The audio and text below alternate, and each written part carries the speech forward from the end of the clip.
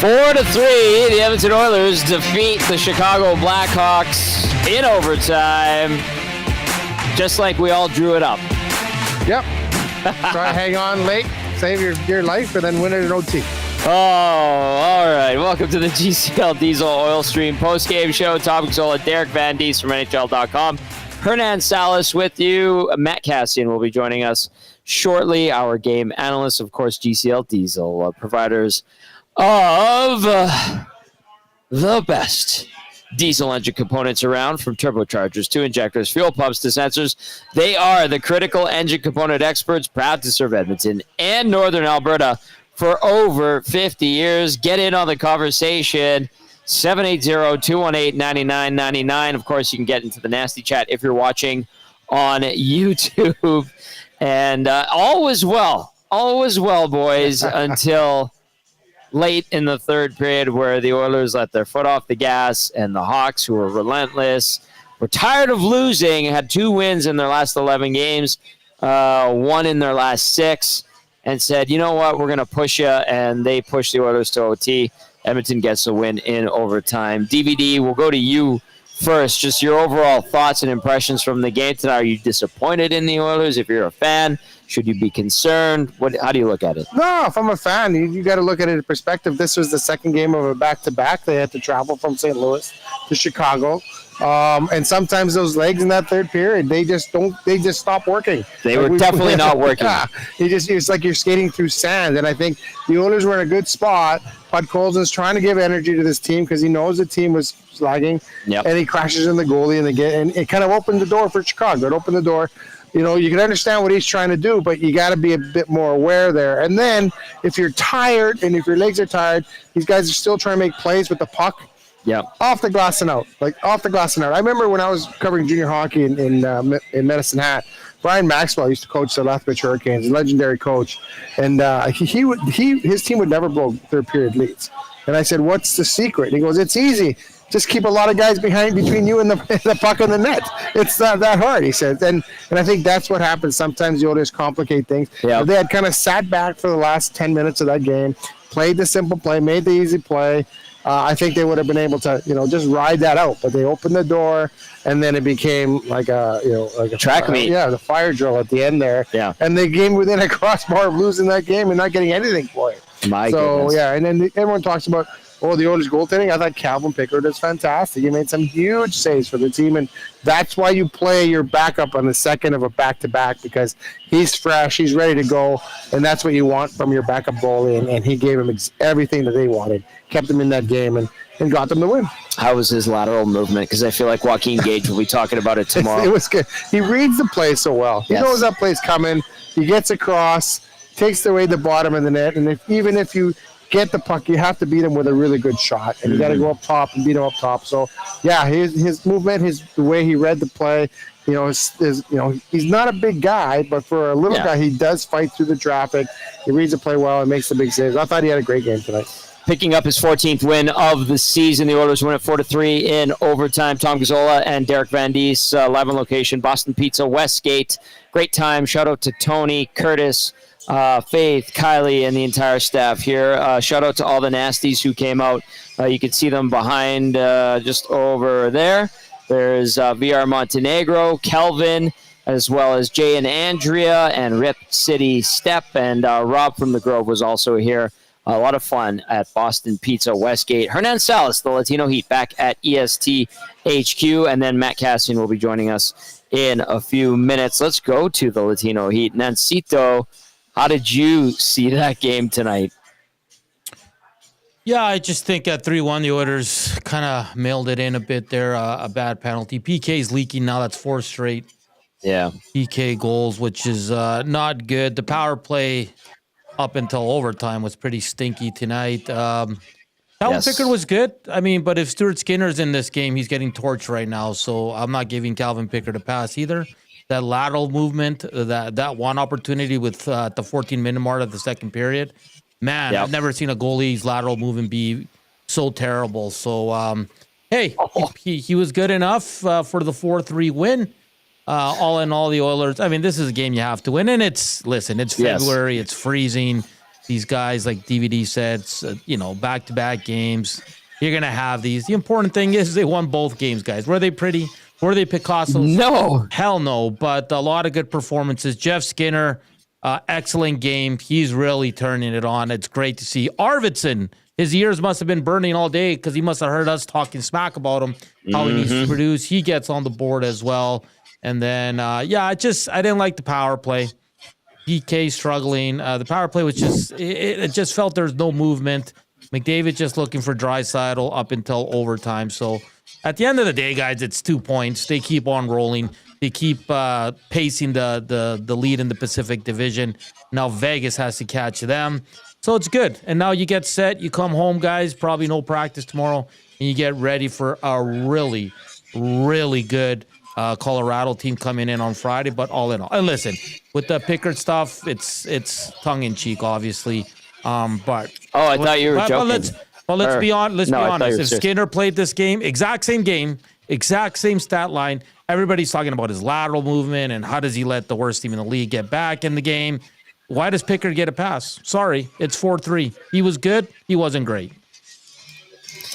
The Oilers, you heard Hernan referencing it, now sole possession of first place, 4 points up in the Pacific on the Vegas Golden Knights. Both teams have played 54 games. The Golden Knights have lost 2 in a row, just 2 wins in their last 10 games. 2-5-3 is the Golden Knights' record in the last 10. Edmonton's now 6-3-1 in its last 10, and they've rattled off 2 straight wins. Not the prettiest wins. There's a lot of holes that we can punch through these victories, but they are wins, and they have improved to 34-16-4 through 54 games. And like Hernan also mentioned, one more game before the Four Nations face-off on Friday against the Colorado Avalanche, who are 4-5-1 in their last 10, and 31-22-2, good for 64 points so far. All right, keep those texts coming in, 780-218-9999. Matt Cassian standing by. He'll be joining us shortly. Let's go through the scoring summary, and I'll give you the turning point of the game. In the second period, it would be Victor Arvidsson. It's like everybody that you wanted to score and we were complaining about on the pregame show heard us and scored, like Victor Arvidsson, who hasn't been particularly great lately. He got his 7th of the season from Matthias Janmark and Brett Kulak at 8:51 to open up the scoring. Then it would be Lucas Reichel. You hate those last-minute goals against. This one was 6 seconds left on the board at 19:54. Reichel's 5th from Teravainen. And Mikheyev a little bit sloppy in the last 10 seconds. 1-1 after 2 in the third period. Jeff Skinner been playing better. Good defensive plays last night. Had a couple of looks around the net last night. Couldn't convert, but he does tonight. Nice little forehand backhand shiver on Soderblom. His brother goes by Blom. And Skinner has 10 on the season. Draisaitl and Podkolzin, the assist at 1:11. Things looking good for the Oil because at 8:18, Leon Draisaitl would score his 38th of the season from Jeff Skinner. 2-point night for Jeff Skinner, making it 3-1. You're like, they got this. Less than 12 minutes left to play. But don't hold your breath because Ryan Donato on the power play, his 16th of the year from Teravainen, and Bouchard would make it 3-2. And then the Oilers' legs looking tired, getting hemmed in their own zone. Alec Martinez converts his 3rd of the season from Donato to tie it up at 16-16 to overtime. We go. Zachary Hyman on the power play from Connor McDavid and Evan Bouchard to make it 4-3. Hyman's 19th of the season at 1:36, and the Oilers walk away with the 4-3 victory in OT. Shots on goal tonight, 38-32 in favor of Edmonton. They win the face-off battle, 51-49%. Power play 1 for 4, PK 0 for 1. No bueno, as we like to say. Hits 18-7 in favor of the Hawks. Blocked shots 16 for Edmonton, 8 for Chicago. Giveaways officially 16 for Chicago, 12 for Edmonton. Takeaways 5 for Chicago, 4 for the Oil. But at the end of the night, it is a 4-3 overtime win. Edmonton does win the season series. They win 2 and lose 1. Let's get to the turning point of the game, and then we're going to have Cass come on for the breakdown.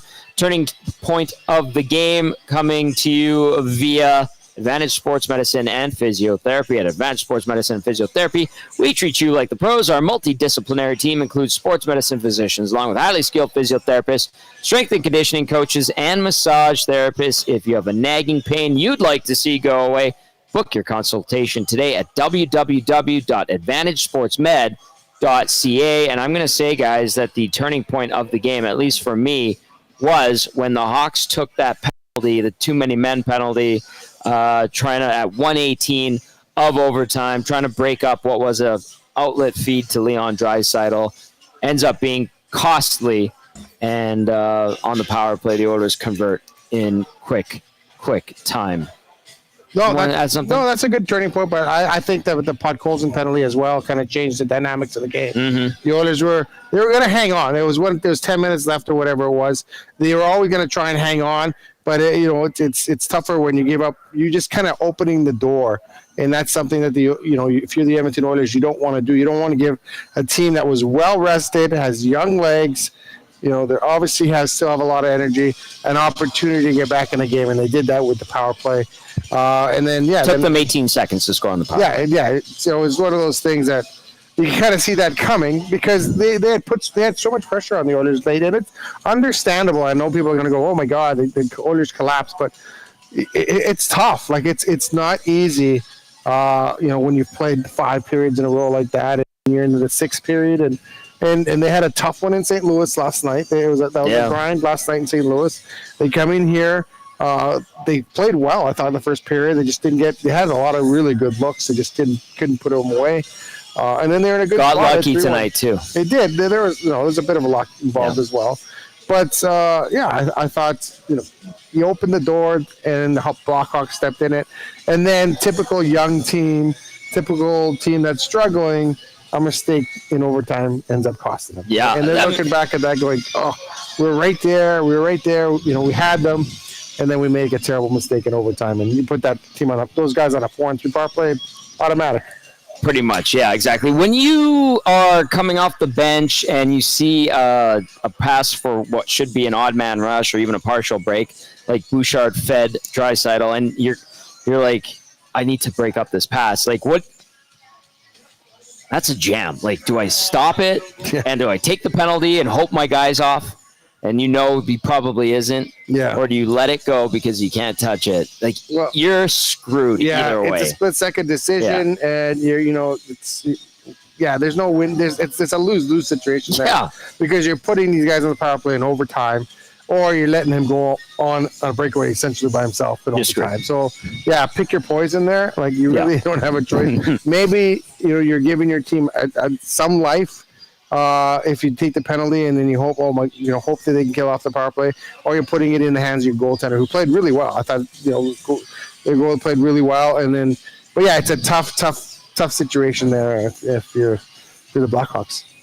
They do pick up a point tonight, so a little bit of solace, and they make things exciting at the United Center. All right, Cass is restarting his computer. He froze up, so we're just waiting for him to reconnect. In the meantime, we'll get to some texts, and we want to hear from you. 780-218-9999. They made it interesting. Why can't the Oilers fans have nice things? Tom Gazzola, Derek Van Dies from NHL.com. Live on location, Boston Pizza, Westgate. And Hernan Salas back at EST HQ. Cass is almost ready to go. A couple of things to point out before we go into the inbox and then over to Cass for the breakdown. This Sunday, here at Boston Pizza Westgate, they're doing a Super Bowl tailgate from 2 to 4 p.m. You can buy a beer and a burger for $10. All of the proceeds from that tailgate from 2 to 4 from the beer and burger combo goes to the Ben Stelter Foundation. Nice. Good touch there by Curtis and Tony and the crew here. For the game on Sunday here at Boston Pizza Westgate, they have tons of prizes, lots of great giveaways. We gave away a ton of stuff tonight. There was one table that won like half the stuff. They were drinking a lot because you get a ticket for every beverage you buy. Kelvin showed up. He won something as well, won a cooler. And then next week, Valentine's Day, love is in the air. They're doing the heart-shaped pizzas, and $1 from every one of the heart-shaped pizzas, medium or small are the sizes on the heart-shaped pizzas, goes to the Veterans Association and Food Bank. So $1 from every heart-shaped pizza supporting our Veterans Association and Food Bank.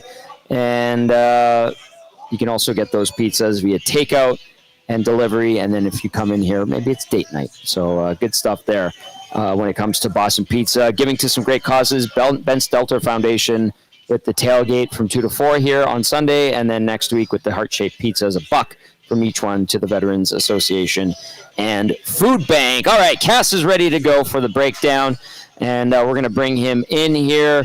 We're going to get to your texts as well. Breakdown with game analyst Matt Cassian, brought to you by South Fort Chev. Reserve your 2025 Equinox Trax and Traverse now. They won't last long. They've also got the best discounts on 2025 Silverados, and they won't be beat. See dealer for details at www.southfortchev.com. Cass, I'm going to rattle off a few, and then just to set the tone a little bit, and then we'll get your thoughts. We can work off of some of these texts. Timber Woodsman says, wasn't a fan of the goalie interference call. Where is Potts Golson supposed to go? Good use of Potts Golson or Todd Colson. Byron says, another win. We will take it. Wasn't pretty, giving up way too many chances. That last goal, I think they had 3 opportunities to clear the puck out of the zone. I hope they clean it up for Friday's game. It was good to see Skinner and Arvidsson score tonight. The Draisaitl line looked okay. Byron out in Winnipeg. All right, Cass. Did they run out of gas in the tank in the last 10 minutes of the game? Was it just mental collapse? Like, how do you sum that one up? Because I'm sure there's Oilers fans, and we'll see it in the inbox in the tax line, saying, that wasn't how you want to win it. No, it isn't how you want to win it. At least you won it. This is one, to me, where the coaches are going to have their work cut out for them from a video standpoint. There was a lot of mental mistakes, and you could call it fatigue, I guess. You could say, well, they were tired and their brains were tired, so they made mistakes, but it wasn't like a heavy leg mistake type of game. It was just a mental mistake type of game, like holding on to pucks too long, way too long in the defensive zone, trying to force plays in the defensive zone you can't do, especially against a team where you should beat them. You really should. And ultimately, I guess you end up doing that. But there was some slop there today, guys. At the end of the day, you did get the job done. Power play was sloppy, but gets it done in overtime. Pickard was all right. He was good. Not great. He was okay, I would say. He was good enough to get the win, which is good enough to get the win. And how about that Jeff Skinner, guys, and that line, as mentioned in that text, finally showing a little bit of confidence out there tonight, which was good to see. Him and Arvidsson, could this be the spark that they need to become the players that we know them as over the course of their career? Is that too much of a small sample size? For Arvidsson, I would say too small of a sample size. For Skinner, I kind of feel like, because that, what is he, tied 4th in goals now on Edmonton? Like, where all of a sudden 10. With 10, he's got some momentum here going, makes a couple of plays, makes some okay defensive plays again today as well. So I kind of feel like this could be a little bit of a confidence building statement game for Jeff Skinner. Now for Arvidsson, sure, some confidence from the goal, still not consistently, and even tonight, doing everything that we know and love when Arvidsson's playing at his best. So I think there's some room to run and to grow here for Arvidsson still to get back to that. But for Skinner, I mean, he's started to get rewarded with some minutes, gets a look with Draisaitl, and it pays off today where he shows that he can play with those guys, which is a positive thing for him. So I'm really hoping that momentum's going. I mean, I was on the train of trade him right now if you can a week or two ago, and maybe they're not going to, but it is good to see that Skinner can at least start to make some of those plays that we have seen him in the past for other organizations make.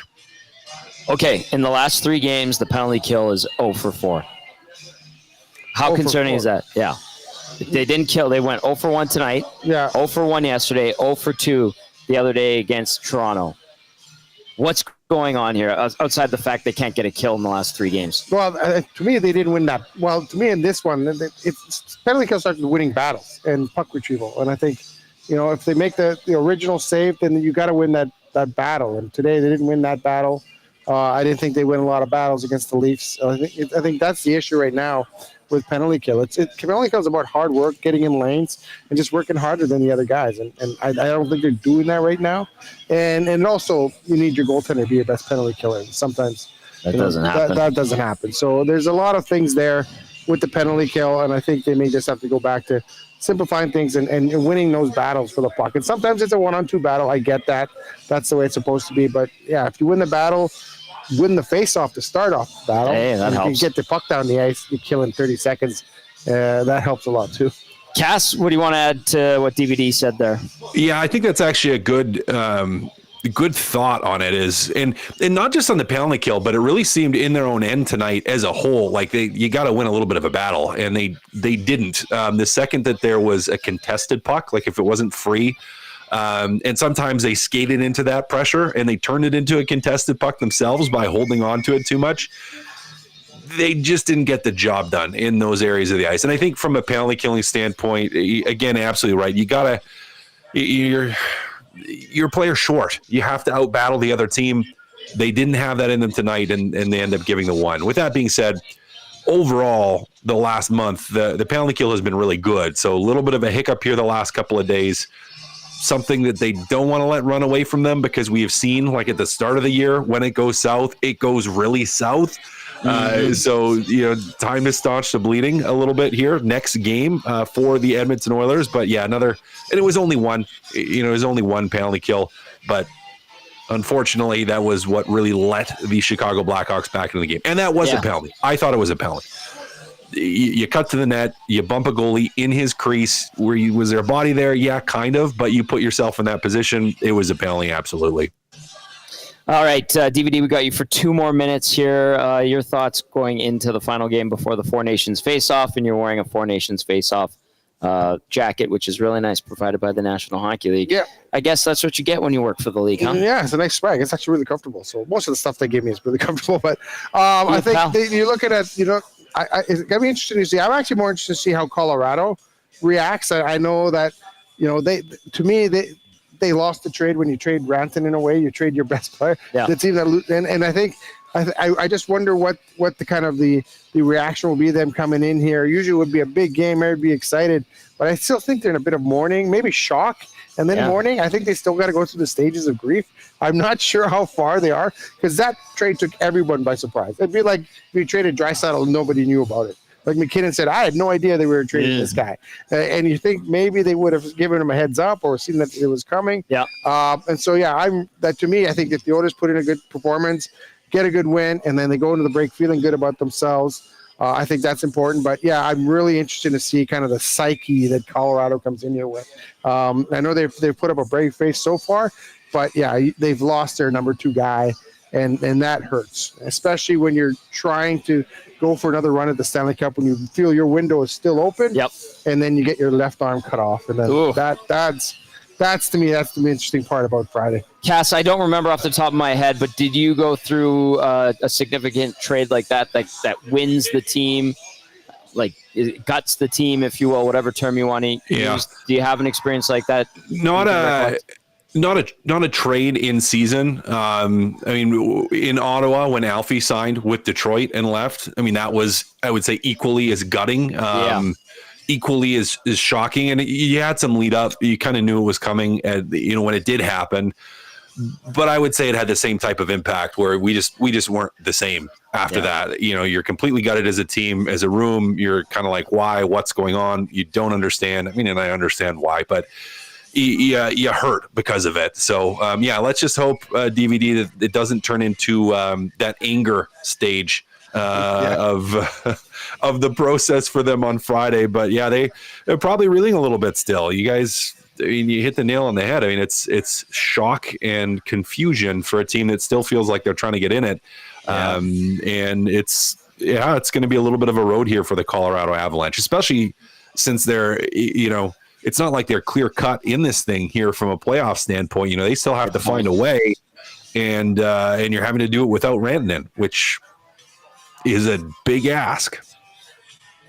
DVD, thank you. I know you're busy and you got stuff to do. How many previews do you have to write for tomorrow? Tomorrow, no, I think we're good tomorrow. I got to do one preview for the Oilers game coming in here, so I'm going to find something to write about. But it'll be good. Do you have a big feature coming out too? I'm looking at doing a big feature on just setting up Friday's game. So Interesting. Oh, you don't want to give it away. You have a big feature You'll have coming to read up. NHL.com. Yes. Thank you, DVD. Appreciate it, big boy. Good talking to you, Cass. Thanks, buddy. You too. Yeah. There's Derek Van Diest from NHL.com. Look for his big feature on a veteran player that may have won a Hart Trophy at some point in his career on NHL.com. Thanks to DVD for stopping by for the first few minutes of the show. Tom Gazzola live on location at Boston Pizza Westgate. Matt Cassian back at his satellite studios, and Hernan Salas holding things down at EST Global HQ.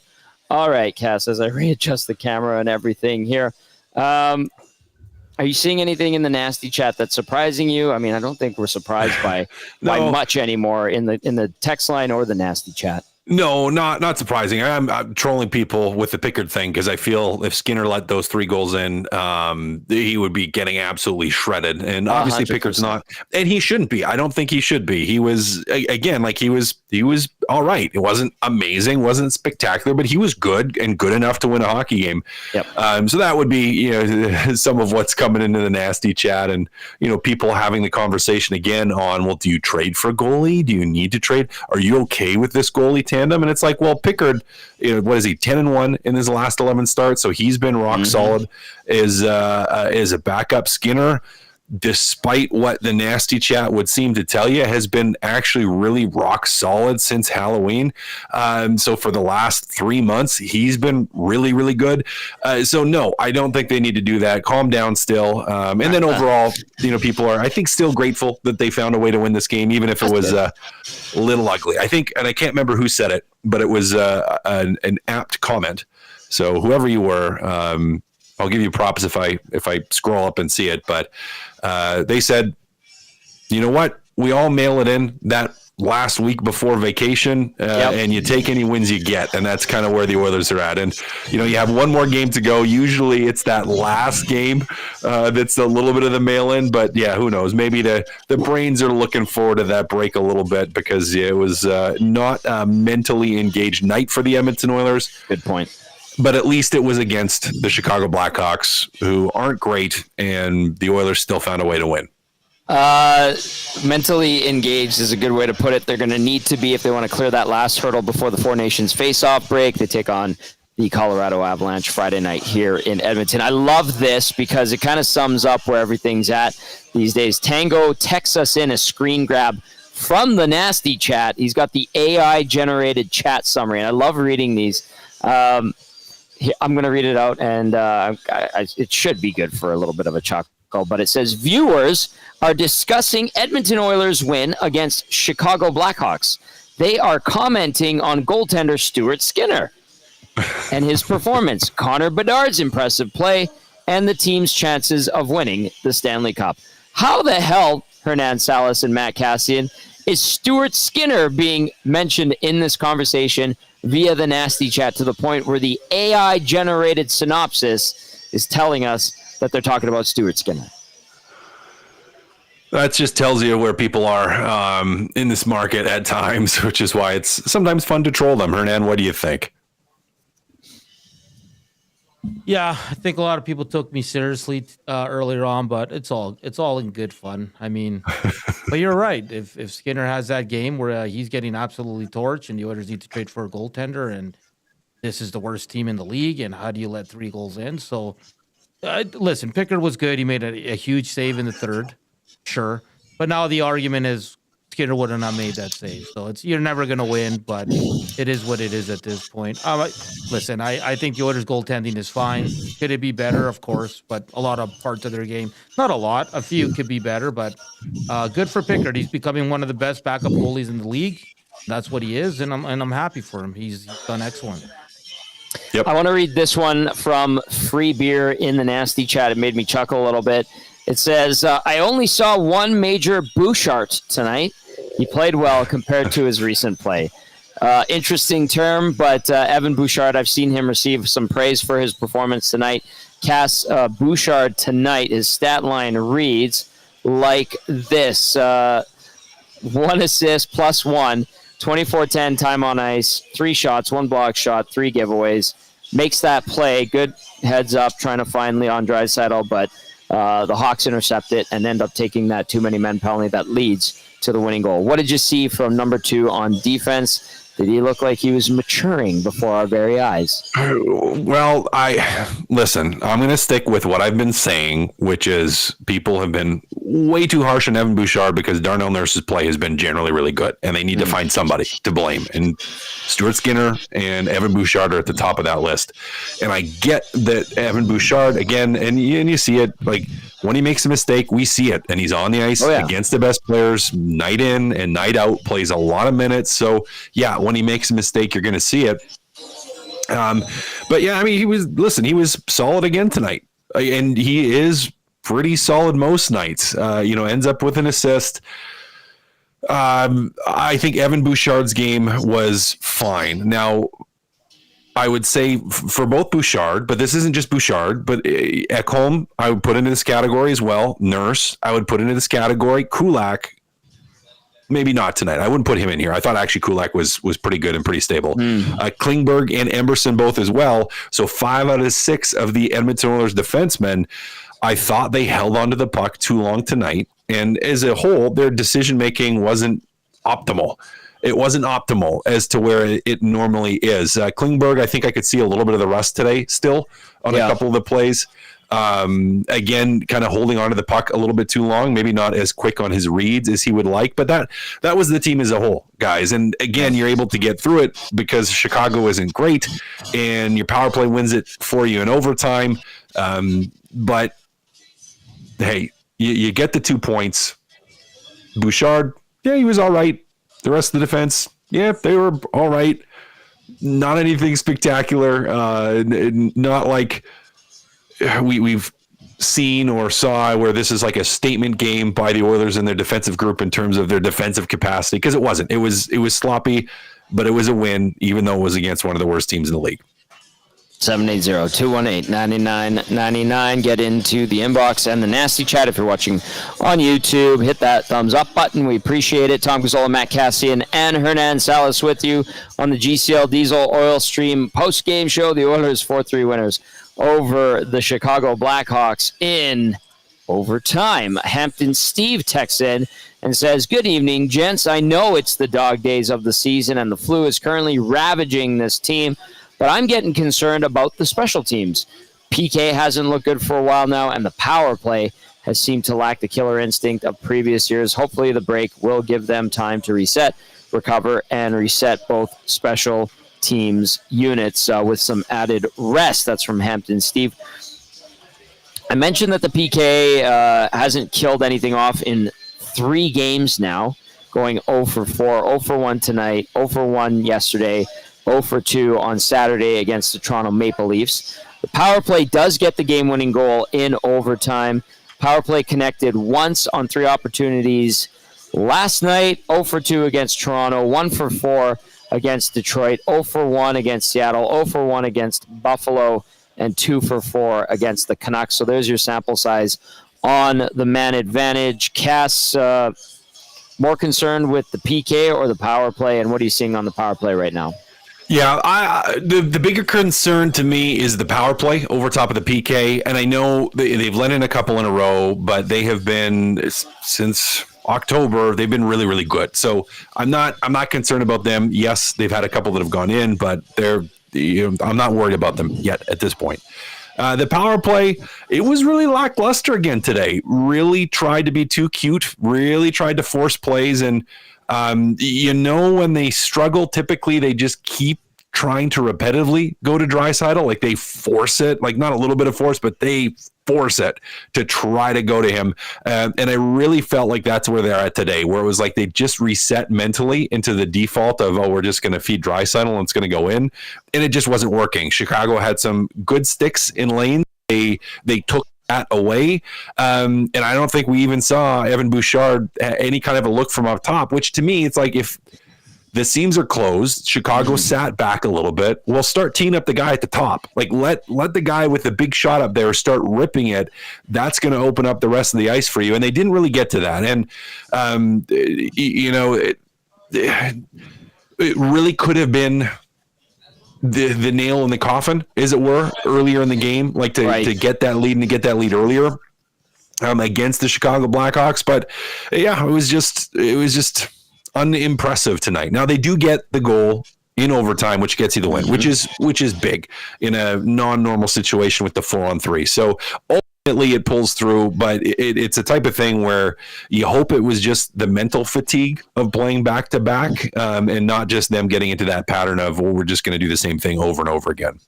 Throw this at you guys, whoever wants to take it, but Donnie M and Penner's Pancakes, Donnie M via the inbox, Penner's Pancakes via the nasty chat, talking about John Klingberg with the +3 tonight. And Cass, you're talking about the Oilers D.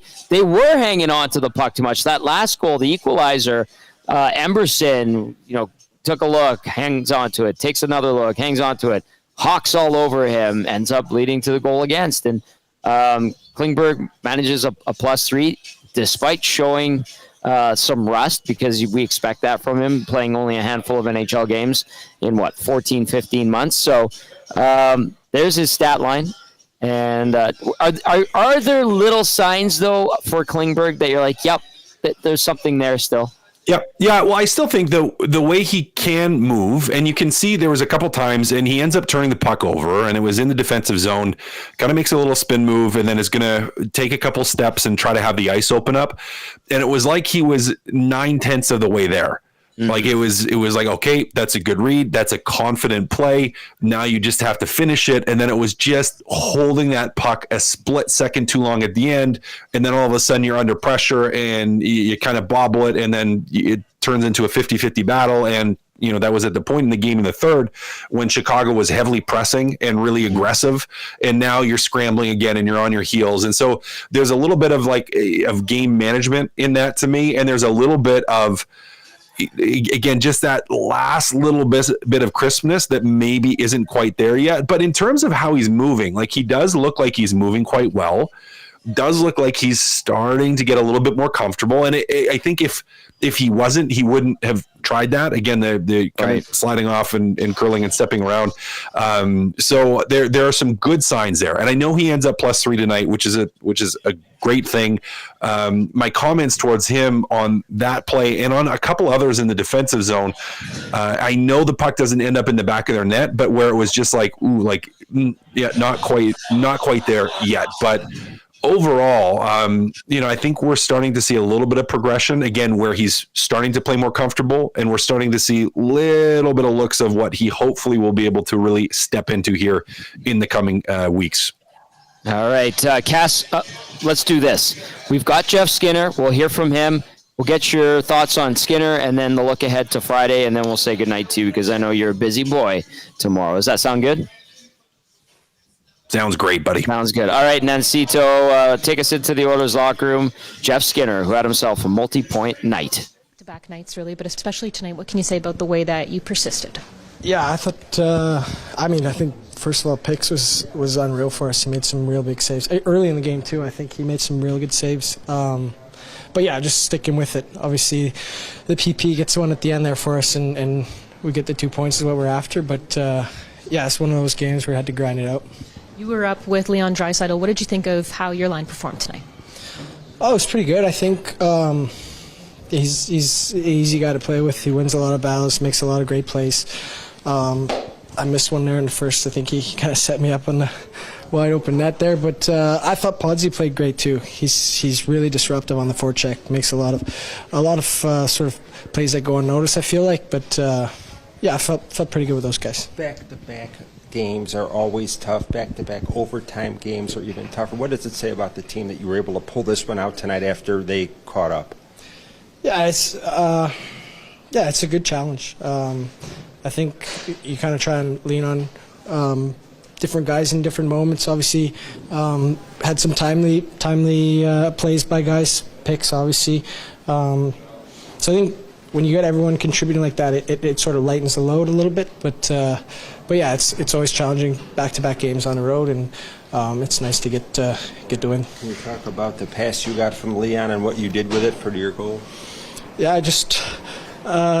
it's nice vision by him. Obviously, I'm coming through there, and there's not much time to get it on my stick in the slot there. He finds me at the right time, and but I just try to go pull it to my backhand and try and find a hole. Kind of squeaked under his glove, I think. And then you fed him. Yeah, again, I think one of those plays where Podsy really disruptive on the forecheck. I think caused a lot of pressure. We were able to create a turnover, and then obviously I just kind of poked it to him. He did the rest. So yeah, it's always nice to contribute.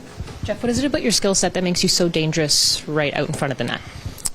I don't know. I mean, I think it's kind of been part of my game for a while. I think you try and work on little things in tight and any situation you get. I think I'm still working. Obviously, early in the first period, I had a chance there and would have liked to capitalize. But I don't know. I think it's just one of those things where it's part of my game. I try and improve it as many times as I can. Okay, there's Jeff Skinner, who looks like he needs a visit from Tiny Troy and some head and shoulders because he was scratching his head every time he was answering a question. But he has himself a good night, Cass. A couple of points, goal and assist, 10th goal, 9th assist. Ties Corey Perry for 5th most goals on the Oilers. And I'm just going to say it, man, like he's played good hockey the last couple week or so, let's say. And I don't know, it almost seemed like a normal press conference or post-game presser for Jeff Skinner. I think there's some relief there. What are you seeing and what are you hearing from Jeff Skinner? Yeah, I think you can, I don't want to say you can completely hear the relief, but he just looks more comfortable and a little bit more feeling like he belongs. Like, didn't that kind of seem like that compared to some of the past interviews where it's like, absolutely, like good things for him to talk about. And important to know, like it really is true. And you look at like that assist today, it was a good defensive play that leads to offense. And so hopefully that is just cementing in his mind. And who knows, maybe the method of Chris Knobloch is been good for him in the way that it maybe is forcing him to think a little bit more defense first, and then it's going to lead to offense, which can be challenging. I mean, for guys that are really offensive, that know how to score goals, that typically have a knack for putting the puck in around the net, sometimes they just don't think defense first. And if this has helped him with that, I think it does help the Oilers. And hey, I want to see a little bit more. I'm hoping that line stays together for the game against the Colorado Avalanche, because I would like to see a little bit more of them. Podkolzin did what he does, which is being disruptive on the forecheck, and a good job with pucks down low, and some finish from Skinner, aside from that first period opportunity, which he got robbed on. But a solid game from him. Good to see him with a little bit more confidence and something good to talk about for Jeff Skinner after that one in that interview, which was nice to see. Very good summary. Well said, Cass. Okay, you got the Colorado Avalanche Friday night. You heard DVD talking about the Avs and the tectonic shift in the Avalanche, trading Mikko Rantanen, bringing in Marty Necas. And for the Oilers, it's the last game before a nice extended break outside of a couple of guys. What do you anticipate from the Oilers? What's the messaging going to be? What kind of game do you think we're going to see Friday night?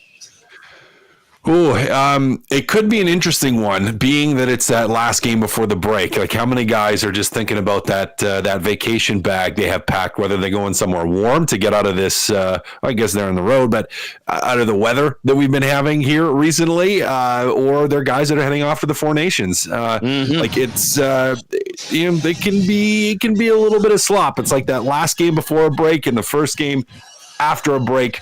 Sometimes the mental mistakes are a little bit more prevalent, and I think a little bit more what I'm interested in, as DVD said earlier on the show, is, well, how is Colorado going to continue to respond? They're coming into this, and normally it's it's McKinnon and Rantanen and McCarr against McDavid and Draisaitl and Bouchard, where it's like, okay, you have some of the top players in the league, and Rantanen's not there anymore, and so it becomes a little bit of a different narrative, and a narrative that the Colorado Avalanche are having to get asked about all the time still. I mean, this isn't old news, something that happened last year. It's like, no, this is still fresh for them, and it's still fresh in that locker room, and everywhere they go, every city they go to, they're getting asked about it by the media of whoever's either in town or whoever they're on the road playing. And so they got to relive that still and find a way to work through it.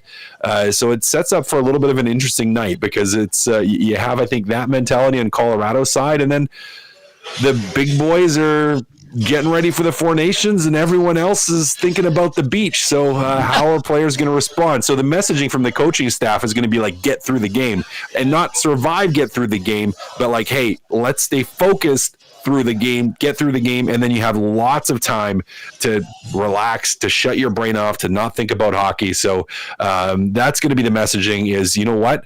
60 minutes plus. If it needs to be 65, it needs to be 65, but just keep that focus laser beam tight, because the tendency is going to be to want to mail this one in. Edmonton alone in third place in the National Hockey League at 72 points, alone in first place in the Pacific Division. Cass, you're first place in our hearts and our eyes. Great work as always, my friend. Get some rest, and we'll talk to you on Friday. Sounds good, buddy. There's Matt Cassian, our game analyst, helping us break down the Oilers' 4-3 overtime victory in Chicago. They get 2 wins in 2 nights in the Midwest, and now they'll bring it home to take on the Avs on Friday. Keep those texts coming in, 780-218-9999. Tom Gazzola and Hernan Salas with you. I'm live on location at Boston Pizza Westgate. We had a great time here. Come on down any game day, and especially the ones when we're here live on location. Lots of great giveaways. Tony goes into the tickle trunk, and we've given away some great prizing this season, and we'll continue to do so the rest of the year. Nenso, welcome back. Anything striking you in the nasty chat? Are you guys talking about school supplies like you were last night and laughing with Belzy? Or is everybody keeping it above board? Yeah, it's above board. We do have Coach. We'd like to get to him. That's the only 2 we've had from the room right now. Yeah, we can get to Coach. Let's do that. Okay, here's Chris Knobloch following his team's 4-3 win. Great time for this question. Do you like the way your team is built for overtimes, considering you banked back-to-back ones in exciting fashion, and most importantly, a couple of points in each? Well, 3-on-3 play. We're obviously built for it. We got some players that would excel at that situation. Unfortunate that we were in that situation both nights, but they found a way, which was nice. But we just got away with a lot of things that we got to clean up. What did you think about your group's persistence? Of course, the late push from the Blackhawks, but then able to stick with it. Overall, I think a lot of credit to them. I thought they played hard, and we're playing in back-to-back, so they had the jump. They were much quicker than we were for most of the night. I thought we had a good push in the first 10 minutes of the third period, and then as soon as we made it 3-1, they came at us and forced us to turn the pucks over a couple times on the breakouts. And led to some scoring chances. Obviously, one against on the power play, but unfortunately, it's just it's a long season. It's not fair to think that we're going to be 100% every night, but hopefully we happy that we got our 2 points, and we'll leave town with them. What did you think about Jeff Skinner playing up with Leon Draisaitl tonight? Jeff's been playing really well. His details have been good. He's been checking hard. He's been getting in the forward check. He's been in the right position defensively. I believe it was the third goal. Absolutely a result. He gets the assist on it, but just being in the right place to break up that play, to get the puck down, and if he's not in the right play defensively, they're probably on a rush against, and we have to defend. But he's able to break that play up and leads to scoring chance. He had some chances in the first period, and I thought maybe those were his chances that he didn't put away, but he was able to get some more. And overall, I think he played a really good game, and I think he's played really well for the last couple weeks. Both Jeff and Victor Arvidsson were in new spots tonight. Is there something to that they both get on the board? I don't know if there's kind of a positive energy around that. Well, one thing about Victor, I think he's been playing really well lately. I think he's elevated his game when we moved him to the left side. And when you're playing your off wing, you've got different options. It's not a best fit for every player, but it seems like it's been a good look for him right now, playing the left wing. And moving Skinner up with Leon, opportunity for him to play with Connor. For the most part, I thought that line was our best line, and usually with Connor, a lot of times it is our best line. But I thought Victor had a lot to do with it, and I thought he had a really strong game and strong couple games. Back-to-back games are tough enough, back-to-back overtime. I know that you let them back in it, but what did it say about the team that you were able to, come back and win this after, letting them back in? So much success in the game is determined on speed, being able to skate, passing, that execution, defensive awareness, that has something to do with it. But playing fast, moving your legs, and playing back-to-back with the travel. Every team does it. I'm not making an excuse for it, but we were lagging a little bit, and they were taking advantage of it. I thought they played a heck of a game, but we persevered, and our top players were able to make some plays that got us on the board. All right, that was head coach Chris Knobloch giving high praise to Victor Arvidsson. I'm surprised, Hernan, that he said that he thinks Arvidsson's been playing well lately, because talking about Arvidsson around here on our station the last, let's call it a week and a bit, we have not given him high praise. Certainly our viewers and listeners have not given him high praise. Oiler fans in general have not given him high praise. He gets a goal tonight, looks more effective, was moving, was a bit of a buzzsaw. That's encouraging, but were you surprised how much praise he was heaped on by Chris Knobloch? Well, initially I thought he was getting the bump because to get him going, but maybe he got the bump because coach thought he was playing well. So, but Knobloch's not a guy to talk bad about his players. He'll always talk about him in a group, but I'm a little surprised by that. Well, that just makes me think now that he got the bump because he thought he was playing well. Good on him. He scored. He was a lot better tonight, but I think in the last 3-4 games, we've seen probably the worst of Victor Arvidsson this season, because he's been overall pretty good. He hasn't produced a lot, but I mean, Jeff Skinner, I thought was more noticeable, a lot better. And let's see if Jeff Skinner gets a run here in the top 6. Why not? Let's see what you got. It hasn't gone well in the first 4 months, but he can get going now, man. Like, it's huge for this team. And if Arvidsson can get going, but Colson was more involved as well. So, I still think you need more from Enrique and Janmark and those guys. Again, I'm not expecting them to score a ton, but they're just... I know Janmark had a breakaway today and it was stopped and all that, and he's not a big-time goal scorer. But Enrique's the guy that intrigues me because I don't think he plays bad. He's a responsible player, but he's not bringing much on the offense. No, he really isn't. Henrique, really quickly, still at 15 points through 53 games. Arvidsson tonight, a goal, 16:06 time on ice, 4 shots, 1 block shot, 1 giveaway, and looked better certainly tonight. Jeff Skinner, I thought was even better than Arvidsson, and we're seeing some praise for him. Okay, let's get to the player of the game presented by Damon Bunting Real Estate. Damon Bunting now with the agency. He's also been a consistent top-producing realtor in the greater Edmonton area for over 17 years. He and his team would love to help you find that right home or make the move from your current home. Check him out, DamonBunting.com, or visit his Instagram at Damon Bunting Real Estate. Hernan Salas, who is the Damon Bunting Real Estate player of the game?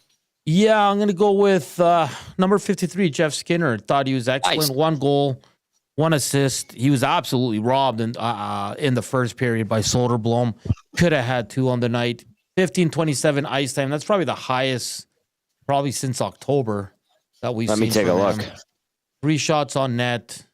He's coming along. He's being noticed for his defensive play as of late, but it's nice to him to get noticed and produce for what he's known for, is goals, points. So good on him. He's woken up and said, I have to show I'm good defensively, and he's done that in the last 2-3 games. And now he gets rewarded tonight playing in the top 6, and he rewards the team and the coaches who put the faith in him. So for me, Jeff Skinner is the Damon Bunting player of the game. For the agency. He was, this is probably one of his best games of the year, and the ice time shows it. So, absolutely. The last time he played over 15 minutes was way back on December 3rd. He had 1550 versus the Golden Knights in Vegas, and ended up with 3 shots that game.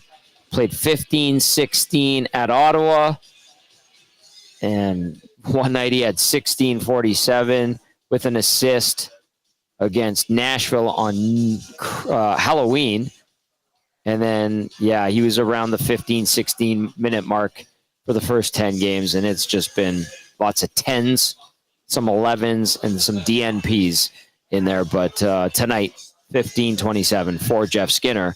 A goal and an assist and a Damon Bunting real estate player of the game. All right. I got a couple of texts that I want to get to. 780-218-9999.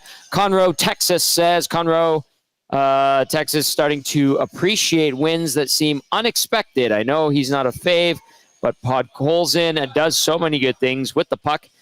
He's a modern Brett Callaghan, and I think when we hoist the cup, we will be happy we have him.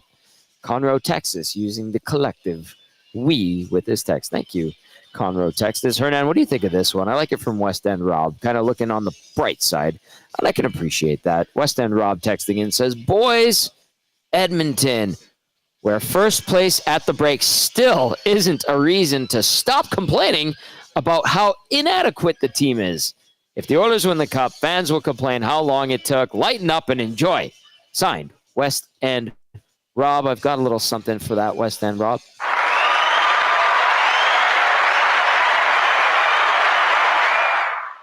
What'd you think of those texts that came in from Conroe, Texas, and West End Rob, Nanso? Yeah, it's not surprising. I was just going to bring up, too, and kind of ingest to that text. The Oilers are 4 points clear of Vegas now. Same amount of games.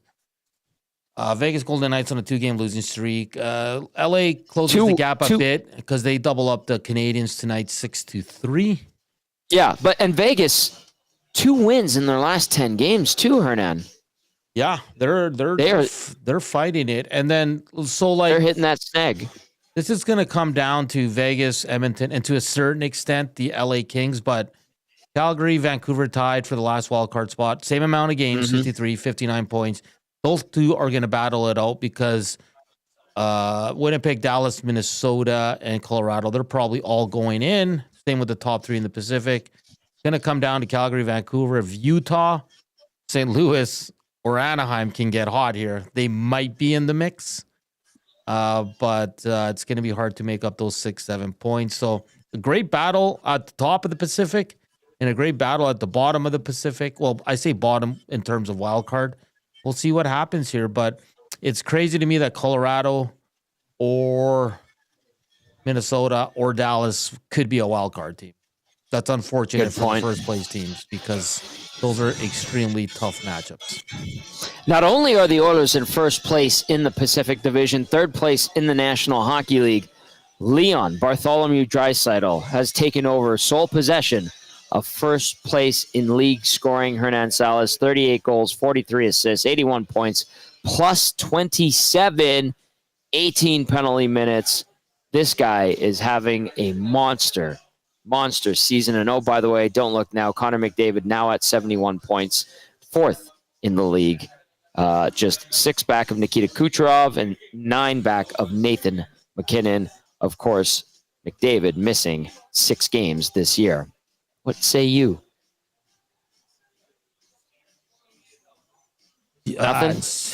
I mean, Draisaitl's just unreal. Even when I wouldn't say he wasn't on tonight, but they won. Yes, I get it. But I thought I was just angry at them at the power play.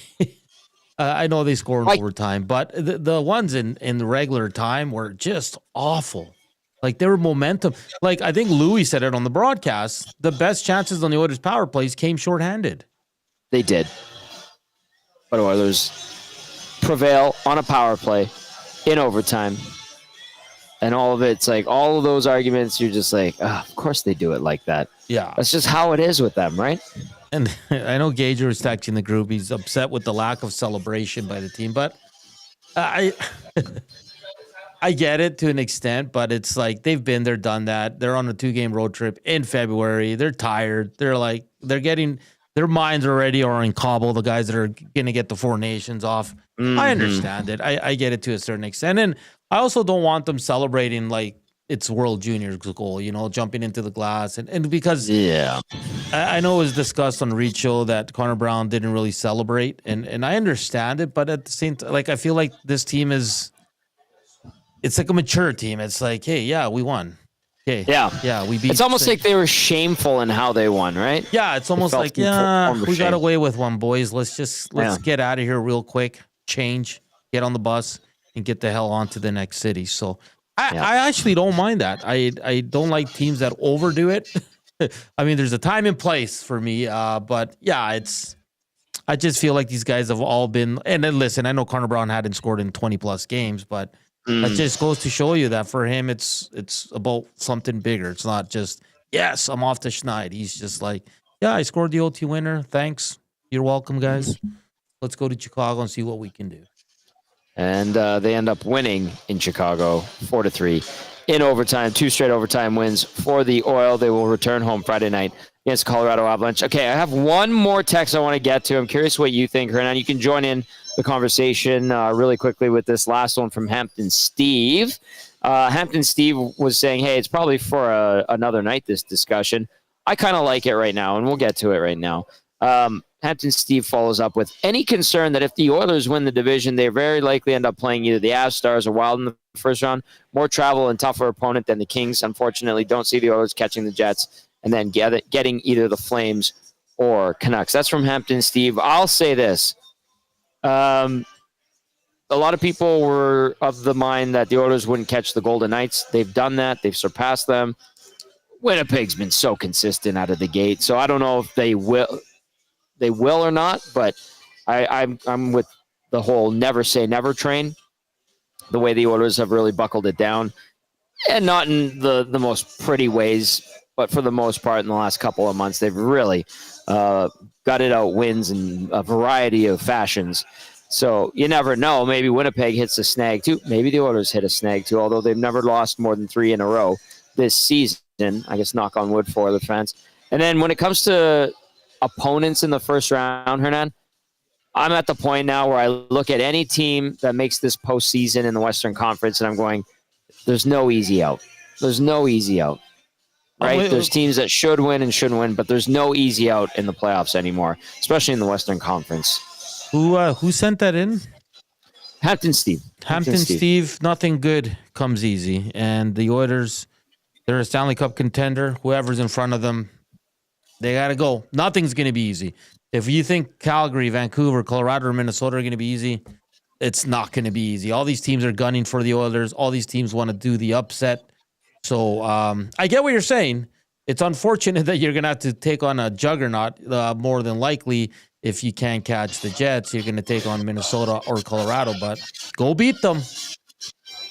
Go beat them. I want to send out a happy birthday to Jason the Acadian, who's down here with his lovely wife, Andrea, as well as Kelvin, as well as Rip City Step, as well as VR Montenegro, DVD, Derek Van Dies from NHL.com. Shout out to Tony, Curtis, Kylie, and Faith here at Boston Pizza Westgate. Always a great time. And for that, I will send this out to all of the people here at BP Westgate and all of the people who watched and listened. You know we love you, and we know we appreciate you. Look at me figuring out this board and how to use it.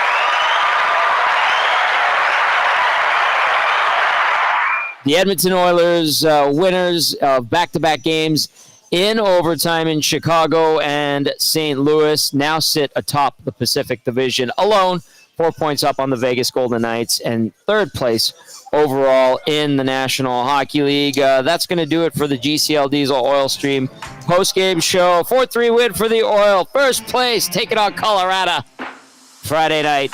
We look forward to that. We've got a great lineup for you starting tomorrow at 6 a.m. The Nielsen Show gets it going with Lieutenant Eric. See you tomorrow for Matt Cassian, Derek Van Diest, Hernan the Latino Heat, Salas. I'm Tom Gazzola saying have a great night, everybody. Stay warm.